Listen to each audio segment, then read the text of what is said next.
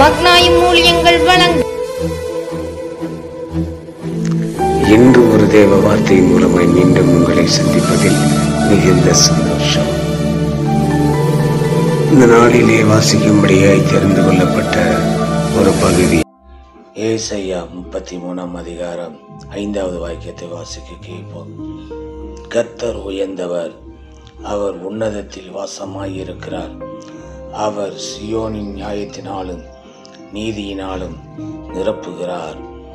கர்த்தருக்குள் பிரியமான அன்பு சகோதரனே, அன்பு சகோதரியே, அம்மா, ஐயா, உங்களுடைய சொந்த பந்தங்கள் இருக்கலாம், உறவுகள் இருக்கலாம், வேலை ஸ்தலத்தில் இருக்கலாம்.